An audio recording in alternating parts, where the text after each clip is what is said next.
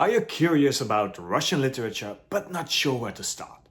Yes, you've heard of Tolstoy, Dostoevsky, Chekhov, but you simply think that these books are too big, too difficult, too elusive for you. Well, in today's video, I'm going to share with you some tips and recommendations to help you start on your Russian literature journey without feeling lost. Whether you're new to these classics or not, I'm going to show you where and how to just dive in and actually enjoy the experience. So stick around for some great beginner-friendly reads and some top tips. As always, all the books I talk about are down below in the description box. Let's get Russian. Let's start off today with some tips, because I think that these tips will not just help you on your journey into Russian classical literature, but they will also help you in the second part of this video, which are the recommendations. They will guide you through all of the books that I will list and help you choose which books are right for you. So take a pen, take some paper and just write down some answers throughout these tips and take them with you into the second part. Now, for the first tip, it is a crucial one already, and that is to know which level of commitment you're willing to spend. Now, as you might know, some of these books, some of these 19th century Russian classics can be quite big and daunting. Over 800 pages is no exception here, and just seeing a book that big can be a little bit intimidating. Not all books have to be this big, and this is where you have to decide whether you want to start with one of the big, thick, meaty, juicy classics, or just going to start off a little more lighter with 200 pages, perhaps some short stories. Later on, I will recommend you some short story collections. Also, the Penguin Black Classic series has some excellent little classics that you can read in an hour, 2 hours a day at most. Some people like big books, others are a bit afraid of them, and that is all right. Just check in with yourself and decide where you're going to start. The second tip is to peruse history. Depending on which Russian classic you're going to pick up, it might just pay off to brush up on your historical knowledge a bit more. Now, I am not saying that you have to study Russian and European history extensively before you can even go near any of these books, but in some cases, like Tolstoy for example, it does pay off to have a broad understanding of what is going on in the background of the story. And a good place to do so is often the preface and the commentary and the notes that accompany the book. Do give them a try and you'll see that your understanding of the entire story and what is going on will improve with just reading those few little pages. Now, if you hated history at school, or you just don't want to spend the time and the effort and the energy to do the actual research and read all of these things, well, then I would advise to go with something that is a little less historical. And yes, I will be recommending some of those classics as well. Our third tip are memory aids. And I do advise, if you struggle with a lot of the Russian names, with a plethora of characters that especially Tolstoy and Dostoevsky tend to have, then I advise you to use some memory aids. And here, you do you. I know some people find it helpful to watch the film first, or the televised series, just to be able to put faces and actors to character names. Others use a list of characters, sometimes even whole family trees and character clouds, and again, whatever helps you works. And if you tend to feel lost with so many characters and so many storylines, then again, why not go for something lighter, something easier to read? And then for our fourth tip is just to take it one chapter at a time. I know some of these books can be daunting, intimidating. 800 pages or more just seems like a mountain you have to climb, and you can start despairing and giving up even before you've started. But stop staring at that big book and just start reading one chapter at a time. In fact, many of these big books actually have quite short chapters. And if you just tackle them one chapter at a time, you'll see you'll start to get invested in the story, you'll start to get to know the characters, and before you know it, you've finished an 800 or more page mountain. If it takes you a month, then it takes you a month. If it takes you half a year, then it takes you half a year. Don't allow these books and everything you've heard about them intimidate you. And then the fifth and last tip is all about translations. Which translations should you pick up? A lot of the older, more classical translations you'll find are from a translator called Constance Garnett. And Constance Garnett is the benchmark for all Russian translations. She was invited by Tolstoy himself to come over, discuss his novels, and he decided, yeah, she gets it, she understands my work, she can translate them. Now, the problem with this is that she quickly became famous for it, and she was offered to translate all of the classics. Dostoevsky, Chekhov, Pushkin. And in her translations, all of a sudden, these authors tend to sound alike. Her Chekhov is like her Dostoevsky, and her Tolstoy sounds like her Gogol. I like her Tolstoy, I do like her Pushkin, but I would stay away from her translations with all of the other authors. A great alternative is the translation couple Larissa Volokonsky and Richard Pevear. This husband and wife duo has worked on many classical Russian translations in their own way, which have won them many prizes. They work in a two-step process. First, Larissa prepares her translation from the original Russian to English, keeping as close as she can to the original Russian flow and syntax, and then Richard comes in and just polishes and brushes up the text into something that is very modern English. So I would advise to look out for these P and V translations, as they are called, and stay away from Constance Garnett because her translations have become a bit outdated. And now that you have some idea of what you're looking for, let's get into recommendations. So first, why not, let's start with the big ones, the big, thick books that I know people absolutely love. And the first one has been a gateway book for many people into Russian literature, and that is Anna Karenina by Leo Tolstoy. And this book can be best summarized by a famous quote. All happy families are alike, but an unhappy family is unhappy in its own fashion. And then this book is a clash between these conservative, traditional, typical Russian values of the 19th century and a stubborn, headstrong woman full of life and passion. Anna Karenina is a tragical character. Yes, she would absolutely want to choose her lover over her husband, but she knows what the consequences will be. In this traditional society ruled by the Orthodox Church and the nobility, a divorce is simply impossible to think of. It could cost her her name, her wealth, even her son. And this struggle will isolate her. It will slowly start to drive her paranoid and slightly insane of the consequences that could happen one day. And this one, Anna Karenina, is a book for you if you love your costume dramas.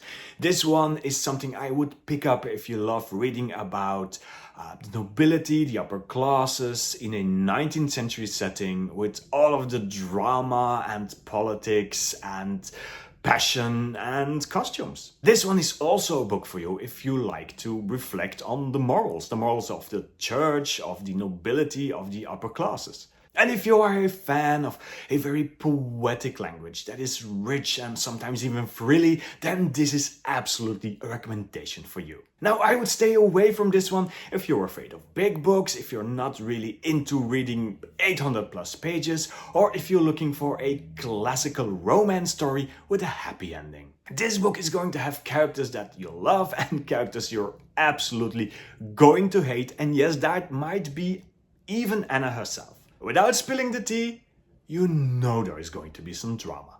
Anna Karenina by Leo Tolstoy. Now, in this second recommendation, we ask ourselves a very different question. Does the end always justify the means? And this is Crime and Punishment by Fyodor Dostoevsky. We meet our main character, Raskolnikov. He's a law student and he's living in absolute poverty. He is struggling, his family is struggling, and he decides to just do something about it. He's going to rob an old woman, but not just any old woman, no. She is that vicious pawnbroker who has taken all of his belongings for just crumbs.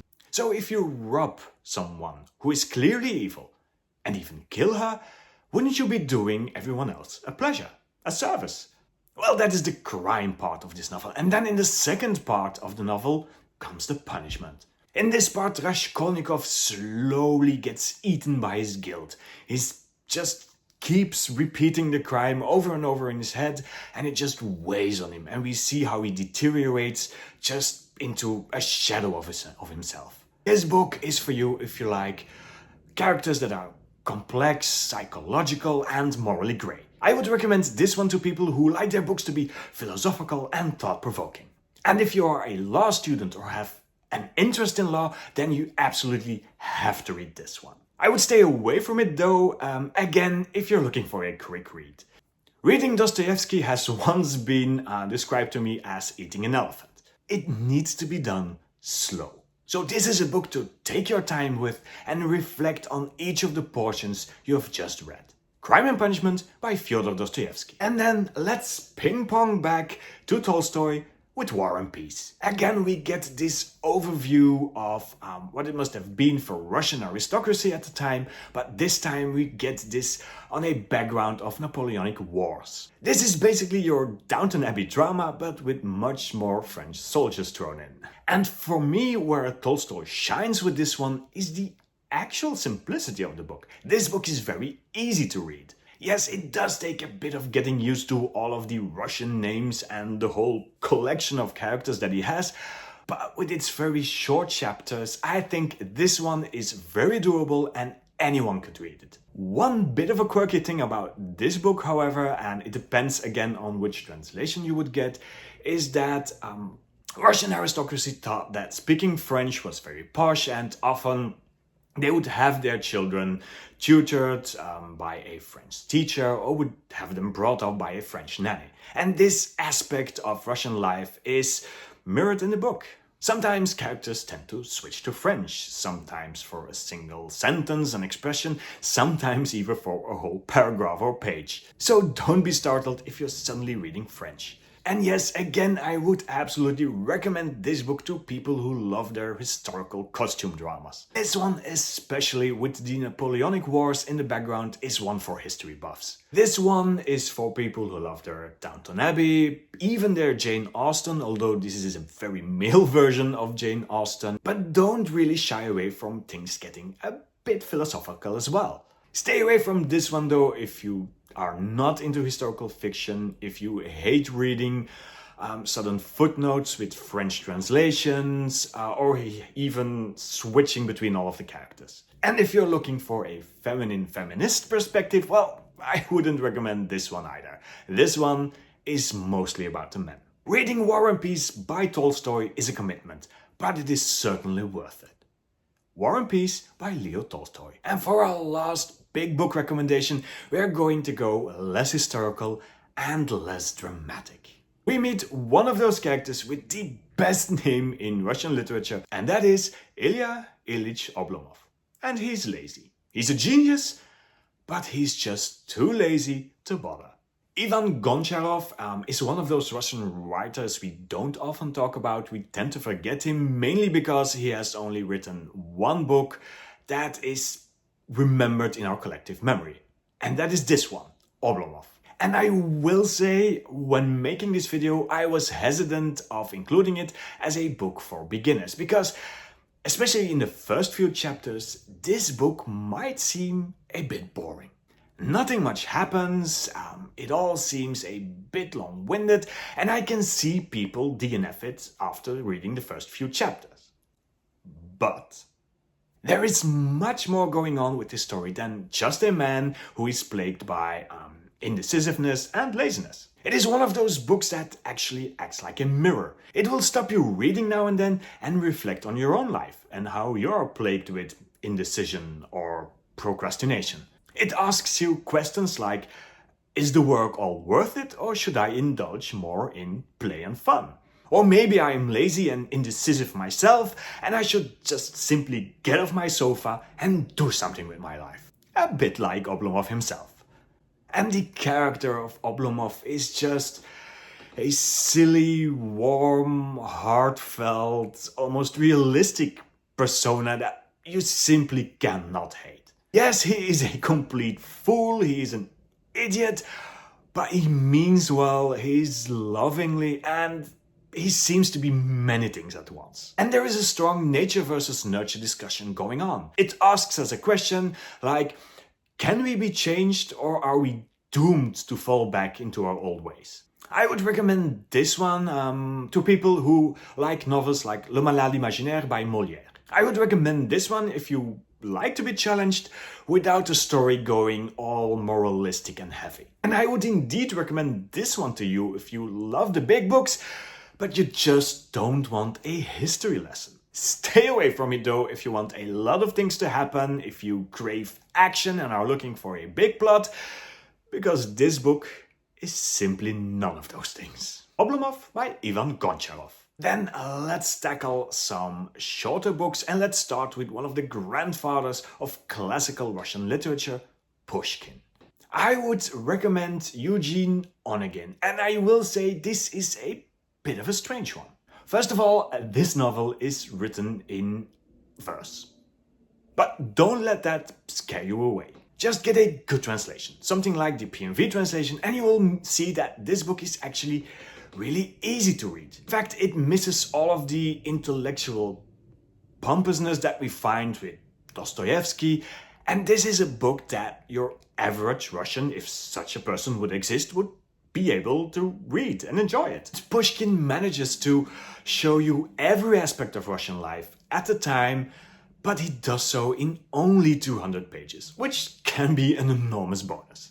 I would definitely recommend Onegin to you if you're a fan of Shakespearean romance. Pushkin was enormously influenced by Shakespeare, will often quote the bard himself literally, and yeah, you can see where he gets his influences. And I would definitely recommend it to you if you want everything that someone as Dostoevsky has to offer, but you just don't want to invest the hours and hours and months of reading time. Stay away from it though if you don't like frilly language or linguistic flexes, and I would not recommend it to you if you're not a fan of overly complicated romantic dramas. And yeah, stay away from it if you're not a Shakespeare fan. Eugene, Onegin by Pushkin. Then let's do some short stories, and first of all let's check in with Chekhov. Yes, he was a playwright, but I think that he shines most when it comes to short stories. Rarely I have seen such honest and clean and crisp language. If you're a bit put off by the idea of these Russian authors with those heavy laden sentences and that rich, frilly, overly dramatic language, well, then you have to check in with Chekhov. And it is this honest and simple language and his very common background that made a bit of a cult figure of him. Chekhov writes about the common man.